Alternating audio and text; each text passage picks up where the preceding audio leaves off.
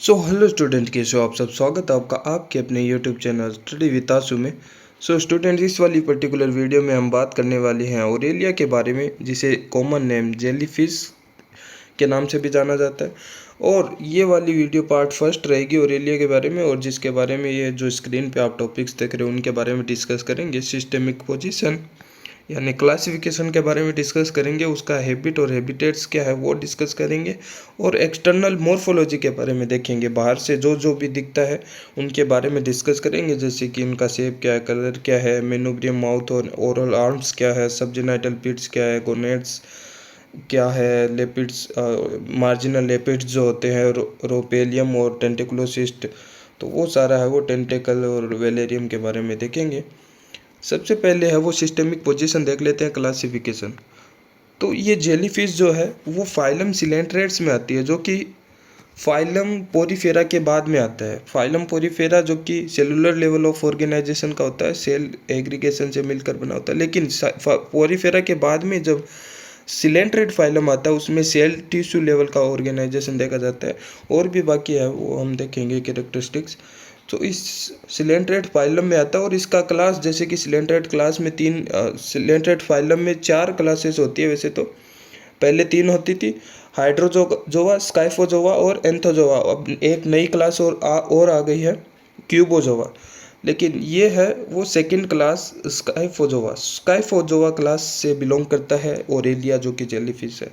और इसका ऑर्डर हो जाएगा सीमियोस्टोमी, एंड फैमिली हो जाएगी Ulmaridae, and genus Aurelia, and species aurita के बारे में हम डिस्कस करेंगे। सो हैबिट एंड हैबिटेट से स्टार्ट। हैबिट एंड हैबिटेट्स के बारे में अगर हम देखें तो ये भी मेराइन वाटर में पाए जाते हैं, और इनमें जो मेड्यूसा स्टेज है वो डोमिनेंट होती है। सो इसका मतलब है ये फ्री लिविंग है, वो मूव करते रहते हैं, स्विमिंग करते रहते हैं। So it is come cosmopolitan. Cosmopolitan means all around the world, ये वर्ल्ड वाइड होते हैं।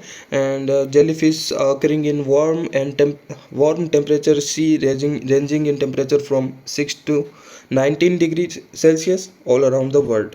ओके, तो 6 से 19 डिग्री सेल्सियस के मेराइन वाटर में है वो ऑल अराउंड द वर्ल्ड देखे जाते हैं।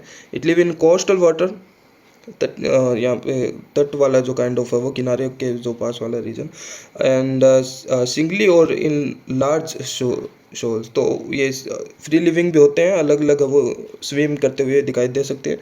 And it can live in water with a salt content as low as 0.6% salt content, and water temperature affect the shape, size and reproductive strategy. So they thrive best in water with temperature are above 17.5 degree centigrade, and salinity greater than 38% largest। Okay, तो 38% salinity largest तक। तो यहाँ पे है वो 17.5 degree Celsius से kind of है वो, या तो इतना टेम्परेचर या फिर इससे थोड़ा सा ज़्यादा, और या फिर सेलिनिटी है वो 38% से ज़्यादा अगर सेलिनिटी होगी तो उस वाले वाटर में आइए ज़्यादा है वो डेवलप रहते हैं, ज़्यादा फल फूलते हैं। Okay, and it range in depth, between the pelagic zone, epipelagic zone and mesopelagic zone. जो कि ऊपर वाला जो एपीपेलेजिक जोन होता है वाटर में, जो समुद्र में, और उसके नीचे जो मीजोपेलेजिक लेयर होती है, जोन होता है काइंड ऑफ, वो 200 से 1000 मीटर तक की गहराई तक का है वो, लेवल का है वो वाटर होता है। वहाँ पे ये सबसे ज़्यादा है वो पाए जाते हैं उस वाले वाटर में। ओके, जैसे कि ये यहाँ पे कोई पहाड़ है और यहाँ पे वाटर शुरू है ना, तो वाटर का लेवल होता है जैसे कि यहाँ तक का, इस वाली गहराई का लेवल मान लो एपीपेल्जिक लेयर है, और ये है मीजोपेल्जिक लेयर वाला। तो वहाँ पे है वो लगभग 200 से है वो 1000 मीटर की यहाँ पे है वो गहराई पे है वो, ये ज़्यादा है वो रहते हैं। Okay, it's found either floating with water current और वेव, और swimming freely by the contraction of movement of its belly. Okay, तो अम्ब्रेला लाइक स्ट्रक्चर होती है इनकी छत्ते जैसी, और वो ऐसे जैसे ये कुछ ऐसी स्ट्रक्चर होती है। तो ये जो किनारे वाला जो मार्जिन वाला पार्ट होता है, बेली वाला, जो वो कॉन्ट्रैक्ट कर सकता है नीचे की तरफ ऐसे, ठीक है, कॉन्ट्रैक्ट करके वो स्विम भी कर सकता है ना। और इधर वो वेव के साथ में, वाटर करंट के साथ में भी मूव कर सकता है। It respond to various stimuli and most active in diffuse light. तो यहाँ पे ये, क्योंकि हमने बात की कि इनमें सेल टू टिश्यू लेवल का ऑर्गेनाइजेशन होता है, तो एज ए टिश्यू इनमें नर्व सिस्टम ने बोल के इनमें नर्व नेट होता है और सेंसरी कुछ ऑर्गन्स होते हैं। सो उनकी वजह से उनमें है वो सेंसरी टिश्यू होते हैं, उनकी वजह से वो उनमें अलग अलग स्टिमुलस के अकॉर्डिंग, जैसे कि लाइट हो, लाइट के अगेंस्ट हो गया, या फिर इक्विलिब्रियम मेंटेन करने के लिए, तो वो अलग अलग है वो वहाँ पे सेंस ऑर्गन्स है वो काम करते हैं। आगे देखेंगे हम। देन हम बात करते हैं अब एक्सटर्नल मॉर्फोलॉजी के बारे में ऑफ ओरेलिया। ओरेलिया के एक्सटर्नल जो बाहर से क्या क्या दिखता है, जैसे कि ऊपर से क्या दिखता है ना, ऊपर से जैसे कि यहाँ पे उनके गोनेट्स ऊपर से दिखते हैं ना, बिकॉज ये ट्रांसपेरेंट होता है। सबसे पहले तो ट्रांसपेरेंट होता है, तो ऊपर से जो अंदर जो गोनेट्स उसके अंदर होते हैं, तो वो आर पार देखने पर है वो गोनेट्स दिख जाते हैं ऊपर से। उनमें रेडियल कैनाल होते हैं, वो थोड़ी दिखती है ना। मार्जिनल साइड में, किनारे वाली साइड पे है वो टेंटेकल्स होते हैं, वो दिखते हैं। लेपिड्स होती है, मार्जिनल लेपिड्स होती है। सो वो सारा हम इस टॉपिक में देखेंगे। जैसे कि शेप एंड साइज के बारे में देखें तो it is a large version of the medusa of Obelia. Okay, so जैसे कि हाइड्रोजोवा क्लास, 3 क्लास मेजर हमने देखी थी, हाइड्रोजोवा, स्काइफोजोवा, एंथोजोवा। तो हाइड्रोजोवा क्लास में ओबेलिया एक एग्जाम्पल आता है। ओबेलिया वैसे उसमें पॉलिप स्टेज डोमिनेंट रहती है, लेकिन उसकी जो मेड्यूसा स्टेज होती है वो सेम है, वो ओरेलिया की जेलीफिश जैसी ही दिखती है। Okay, it look like a soft bell or umbrella shaped body with 4 red or purple horseshoe shaped gonads on its upper surface and 4 long and narrow oval lobes hanging downward from the lower surface. Okay, तो ये transparent होता है और umbrella shaped का होता है, और 4 इनमें वो गोनेड्स होते हैं जो कि red or purple, reddish violet या फिर पर्पल कलर के है वो यहाँ पे इनमें गोनेड्स होते हैं। और हॉर्स शू शेप्ड मीन्स कुछ इस प्रकार का शेप है वो, शेप होता है गोनेड्स का। Okay, and it's a circular body measure about 90 mm in diameter and presents a convex arboreal और एक्सअम्ब्रेलर सरफेस एंड कॉनकेव ओरल और सब अम्ब्रेलर सरफेस। सो ऊपर वाला जो पार्ट है, ऊपर से जब अगर हम देखेंगे इस छत्ते जैसी स्ट्रक्चर को, ओरेलिया को, तो उस ऊपर वाले जो पार्ट है एक्स अम्ब्रेलर सरफेस, उसका है वो शेप यहाँ पे देखो उत्तल लेंस या फिर कॉन्वेक्स जैसा है वो होता है। और नीचे से हम उसको देखते हैं माउथ वाले रीजन की तरफ जहाँ पे ओरल आर्म्स होती है। तो नीचे का जो पार्ट होता है सब अम्ब्रेलर वाला पार्ट, वो कॉनकेव जैसा, अवतल लेंस जैसा ऐसा है ना। नीचे से इसे देखेंगे तो अवतल लेंस जैसा है वो, कॉनकेव शेप होता है उनमें। कलरेशन की अगर हम बात करें, वैसे तो ट्रांसपेरेंट होता है, थोड़ा ब्लूइश वाइट का कलर का भी देखने को मिलता है। और द रेडिश और pinkish horse shoe shaped gonads भी क्लियरली है वो विजिबल होते हैं from the body surface. Okay, and अब बात करते हैं manubrium and mouth and oral arms क्या है, जो कि कॉनकेव वाले पार्ट्स यानी सब अम्ब्रेलर वाले पार्ट्स से वो दिखाई देते हैं। नीचे की तरफ से अगर हम देखें उसको ओरेलिया को, तब हमें दिखते हैं manubrium, mouth and oral arms. Okay, so इनके बारे में अगर हम देखें, so a very short and inconspicuous manubrium is present in the center of the subumbellar surface. It's a free distal and is a square shape mouth from each corner of which hanging down along, tapering much frilled and delicate to process the oral arms. Okay, so यहाँ पे नीचे से अगर हम इसको यहाँ पे देखें तो यहाँ पे एक स्टॉल्क लाइक है, वो स्टॉल्क लाइक स्ट्रक्चर होती है जिसे मेनुब्रियम कहते हैं, जिसके डिस्टल पार्ट पे एक तो है वो स्क्वायर शेप का यहाँ पे है वो काइंड ऑफ माउथ वाला पार्ट होता है। और माउथ वाले पार्ट यानी ये है यहाँ पे, ये जो मैं बना रहा हूँ ये है मेनुब्रियम। मेनुब्रियम के अटैच रहता है माउथ वाला पार्ट, ये मेनुब्रियम है और ये है माउथ वाला पार्ट। ओके, और इनके जो मेनुब्रियम के डिस्टल वाले पार्ट्स में यानी माउथ वाले पार्ट से ये वो 4 ओरल आर्म्स है वो निकली रहती है ऐसे। ओरल आर्म्स है वो 4 ओरल आर्म्स निकले रहते हैं ऐसे, जो कि काइंड ऑफ होलो पार्ट होता है, ऐसे होलो पार्ट होता है। ठीक है, तो ये 4 ओरल आर्म्स होती है।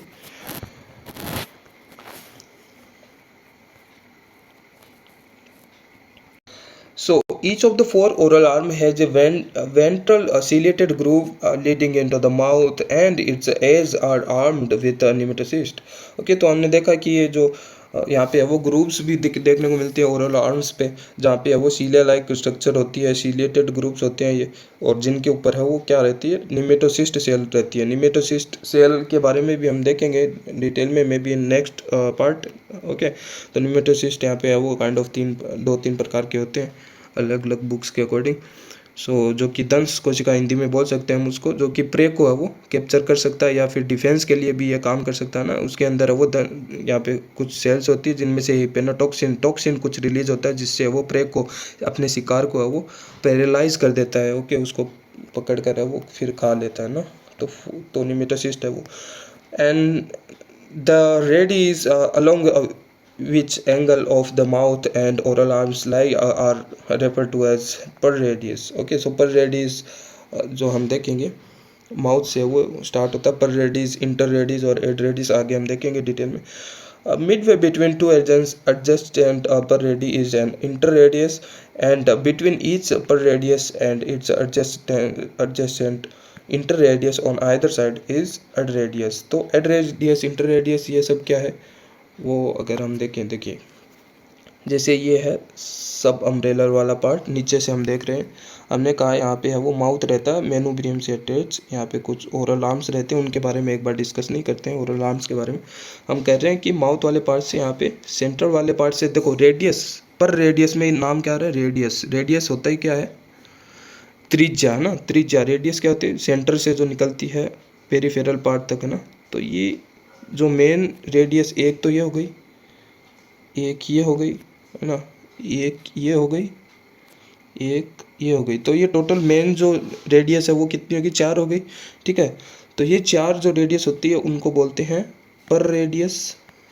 ओके, पर रेडियस, जो कि काइंड ऑफ वो ब्रांच्ड रहती है, यहाँ पे ब्रांच्ड रहती है ये पर रेडियस। अब पर रेडियस के दोनों पर रेडियस के बीच में से वो काइंड ऑफ क्या निकलती है, एक हर एक पर रेडियस से अगर मैं कलर को अलग अलग कर दूं तो यहाँ पे ये है इंटर रेडियस। इंटर मीन्स दो के बीच में, दो पर रेडियस के बीच में क्या है, इंटर रेडियस है। ठीक है, तो ये यहाँ पे क्या है, इंटर रेडियस। ये रेड कलर का जो है ये भी काइंड ऑफ ब्रांच्ड होता है। ठीक है, ये ब्रांच्ड होता है, ये भी काइंड ऑफ ब्रांच्ड होता है। अब हमने क्या देखा आगे कि इन दोनों के बीच में पर रेडियस और इंटर रेडियस, इस ब्लू कलर और रेड कलर वाली जो कैनाल्स है, रेडियल कैनाल, इनके बीच में भी एड रेडियस कैनाल है वो होती है। इनको भी अगर ग्रीन कलर में देखें तो ये यहाँ पे जो ग्रीनिश कलर बना रहे हैं वो पर रेडियस और इंटर रेडियस के बीच में ऐसे होगा, है ना। ये अनब्रांच्ड होता है। ठीक है, ये अनब्रांच्ड होता है, ये डायरेक्ट वो सीधा होता है जुड़ा हुआ। ठीक है, तो इस प्रकार से वो इनमें है वो कैनाल काइंड ऑफ सिस्टम हम बोल सकते हैं, एक कैनाल रेडियस कैनाल्स के सिस्टम हम बोल सकते हैं। ठीक है, तो अगर हम गिने तो ग्रीन वाले को जो एड रेडियस जो है उनका नंबर अगर हम गिने तो ये हो गया, 2 ये हो गया, 3 एंड 4 एंड 5 एंड 6 एंड 7 और ये 8। तो 8 नंबर में है वो ये हमारे पास है वो मिलते हैं एड रेडियस। और 4 मेन हमारे पास ये है ब्लू कलर वाले, एक तो ये हो गया ब्लू कलर वाला और बाकी है वो और होते हैं ना। तो 4 हमारे पास है वो अपर रेडियस हो जाते हैं और 4 ये रेडियस वाले, इंटर रेडियस वाले ये रेड कलर वाले हो जाएंगे। तो 4 + 4 8 और 8 है वो एड रेडियस होते हैं। टोटल 16 हमारे पास है वो रेडियस के नाम से वो देखने को मिलते हैं। ओके, देन कैनाल के बारे में बात करने के बाद में आता है सबजेनाइटल पिट्स। ओके, सॉरी, सबजेनाइटल पिट्स में हम बात करते हैं जो रेडियस, ये जो इंटर रेडियस जो होते हैं, on each interradius a little distance from the mouth the subumbrellar surface bear a circular aperture. Okay, it leads into a small swallow cavity and the subgenital pit lying immediately between a gonads and of uncertain function. Okay, so यहाँ पे जो हमने बनाया था, जो inter radius जो हमने ये रेड कलर वाला बनाया था, वहाँ पे क्या होता है, एक अपर्चर होता है, राउंड अपर्चर, जो ओपनिंग पोर्स होता है। ठीक है, ओपनिंग पोर होता है यहाँ पे इंटर रेडियस के, हर एक इंटर रेडियस मीन्स 4 अपर्चर होते हैं, 4 ये होते हैं हमारे पास। ओके, सबजेनाइटल पिट। लेकिन इसमें ये जो है, ये ऐसे लगता है कि सबजेनाइटल पिट हम बोल रहे हैं तो इनके ऊपर ही, तुरंत ऊपर, सबजेनाइटल पिट के तुरंत ऊपर ही है वो क्या होता है, गोनेट्स होते हैं। लेकिन बिल्कुल जो गोनेट्स होते हैं, लेकिन ये जो अपर्चर है वो गोनेट्स के अंदर नहीं खुलता है, ठीक है, ऐसा नहीं है। ये ओनली थोड़ी सी कैविटी में खुलता है, आगे जाके कैविटी वो बंद हो जाती है, ठीक है। ऐसा नहीं है कि वो ये अपर्चर गोनेट्स के अंदर खुल रहा है और गोनेट्स से कुछ गैमेट्स है वो स्पर्म या ओवम इससे इससे होकर बाहर निकलते हैं, ऐसा नहीं है। इसका कोई फंक्शन, यहाँ पे फंक्शन इनका अननोन है, ओके, फंक्शन इसका पूरा पता नहीं है क्या है। ये ऐसे ही ओनली ओपनिंग पोर है, अपर्चर है ओनली, ओके। देन उसके बाद में बात करते हैं गोनेट्स की। गोनेट्स हमने देखा जो जो खुर होते हैं काइंड ऑफ घोड़े के, जो जूते होते हैं काइंड ऑफ हम बोल सकते हैं। तो हॉर्स शू शेप के है वो, कुछ इस प्रकार के शेप के है वो, ये हमारे पास है वो गोनेट्स होते हैं। And frilled gonad are present just above each subgenital pit within the umbrella. Subgenital pit जो अपर्चर देखा उसके ऊपर होते हैं। And it is red or purple in colour. And free arms of all the four gonads are directed toward the center of the umbrella, and there is no connection between gonads and subgenital pit। तो subgenital pit और gonads के बीच में कोई connection नहीं रहता है, ये है वो सेंट्रल की तरफ इनका है वो फेस रहता है गोनेड्स का, इस प्रकार से, ठीक है। अब बात करते हैं व्हाट इज लेपिड्स एंड टेंटेकुलोसिस्ट। तो लेपिड्स, मार्जिनल लेपिड्स क्या है, टेंटेकुलोसिस्ट या फिर रोपेलियम क्या है वो देखते हैं। So the circular margin of the umbrella of the bell is broken into 8 lobes by 8 indentation or notches, 4 of which are perradial and other 4 is interradial. In each notch there are two delicate leaf-like process called marginal lepid। सो यहाँ पे जो हमने ये image बनाई है, हम बोल रहे हैं कि यहाँ पे ये एक तो ये हो गया इन पर रेडियल, यहाँ पे है वो कटा हुआ पार्ट रहता है, ठीक है, ब्रोकन पार्ट रहता है, नोच जो जैसे मोबाइल में नोच डिस्प्ले होता है वैसे। एक तो पर रेडियल वाले में तो 4 तो ये पर रेडियल पे कटे हुए पार्ट हो जाएंगे, ये और ये, ठीक है। और 4 ये यहाँ पे रेड वाले पार्ट में, इंटर रेडियल वाले पार्ट के एंड में है वो कटा हुआ पार्ट रहेगा ओरेलिया का। और उस कटे हुए पार्ट पे है वो लीफ लाइक स्ट्रक्चर है वो काइंड ऑफ होगी, leaf like, 2 leaf like structure होती है जिसे मार्जिनल लेपिड बोलते हैं, ठीक है। 2 लीफ लाइक ऐसे स्ट्रक्चर होती है जिसे मार्जिनल लेपिड बोलते हैं, ठीक है। ऐसे 2 लीफ लाइक स्ट्रक्चर होती है जिसे मार्जिनल लेपिड बोलते हैं। एंड यहाँ पे है वो इस मार्जिनल लिपिड के साथ में है वो सेंसरी पार्ट्स है वो टेंटेकुलोसिस्ट जिसे बोलते हैं, रोपेलियम जिस पे है वो स्टेटोसिस्ट एंड ओसिलाई ओल्फैक्टरी पिट्स वगैरह होती है। तो वो यहाँ पे इसके साथ में थ्रेड लाइक धागेनुमा स्ट्रक्चर इसके ऊपर लटकी रहती है, आगे हम देखेंगे डिटेल में। मार्जिनल लिपिड्स पे रहती है वो, ठीक है। तो मार्जिनल लिपिड का नंबर 8 होता है, 4 पर रेडियस पे, 4 इंटर रेडियस के किनारे पे कटे हुए पार्ट पे है वो मार्जिनल लिपिड होती है, उसके यहाँ पे है वो टेंटेकुलोसिस्ट जुड़ा हुआ रहता है, okay. And between lipids lies a small sensory organ, the tentaculocyst, okay, और रोपेलियम, जिसको रोपेलियम भी बोल सकते हैं, दागिनुमा कुछ स्ट्रक्चर होती है, फ्रिजिला लाइक काइंड ऑफ, आगे हम डिटेल में देखेंगे।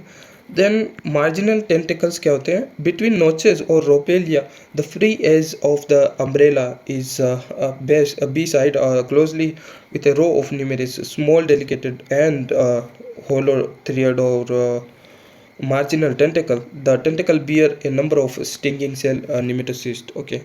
so जो हम ये इमेज देख रहे हैं सब अम्ब्रेलर वाली जो सरफेस का व्यू, तो ये हमने है वो क्या बनाया है, मार्जिनल लेपिड बनाया है। तो ये मार्जिनल लेपिड के बीच में ये जो मार्जिनल वाला पार्ट होता है वहाँ पे टेंटिकल्स होते हैं ऐसे, ठीक है, ऐसे टेंटिकल्स होते हैं जिन पे निमेटोसिस्ट सेल्स होती है जो प्रे को कैप्चर कर सकती है, डिफेंस से बचा सकती है, ठीक है। तो यहाँ पे ये टेंटिकल्स होते हैं मार्जिनल वाले साइड पे, ठीक है। और यहाँ पे अगर हम ओरल आर्म्स भी बना दें इस इमेज में तो ये प्रॉपर बन जाएगा हमारा सब अम्ब्रेलर सरफेस का व्यू ओरेलिया का, ठीक है। तो कुछ ऐसा है वो दिखाई देता है नीचे से ओरेलिया, ठीक है। देन वेलेरियम की अगर हम बात करें, वेलेरियम एक मस्कुलर फोल्ड होता है वैसे तो, द मार्जिन ऑफ सब अम्ब्रेलर surface and bearing lipids and tentacles form a thin and flexible flap called velarium or pseudovelarium. Okay, because it differ from true velum of Obelia. It's having gastrodermis in having gastrodermal canal running into it. Okay, and such medusa with a pseudovelum like in Aurelia is called a crispidont and medusa, and while a medusa with a true velum is called craspedote medusa. So craspedote जिसमें true medusa होती है, true kind of वो muscular fold होता है जहाँ पे वो difference इनमें गेस्ट्रो ड्रमल कैनाल्स के काइंड ऑफ उसके ऊपर है, वो इनमें डिफरेंस रहता है. लेकिन इन ये जो ओरेलिया जो हम पढ़ रहे हैं उसमें ट्रू वेलम नहीं होता है. ठीक है, एक थिन काइंड ऑफ फ्लेक्सिबल वो फ्लैप रहता है, मस्कुलर फ्लैप रहता है मार्जिनल साइड पे. टेंटिकल जहाँ पे टेंटिकल और मार्जिनल लिपिड्स हमें देखा था वहाँ पे है वो कुछ फोल्डेड है, वो थिन यहाँ पे पतली सी एक मसल्स की है वो यहाँ पे फ्लैप देखने को मिलता है. और क्योंकि इसमें वो स्यूडो आभासी वेलेरियम प्रेजेंट होता है इसलिए इनको एक रेस्पिडोंट मेड्यूसा बोलते हैं ओरेलिया को. लेकिन जो ओबेलिया हाइड्रोजोआ क्लास में जो ओबेलिया आता है उसमें है वो जिसमें मेड्यूसा स्टेज रिड्यूस होती है, लेकिन उसमें है वो वेलेरियम है वो ट्रू होता है. ठीक है, ट्रू वेलेम होता है, उसलिए उसको हम क्रेस्पिडोंट मेड्यूसा बोलते हैं. ओके,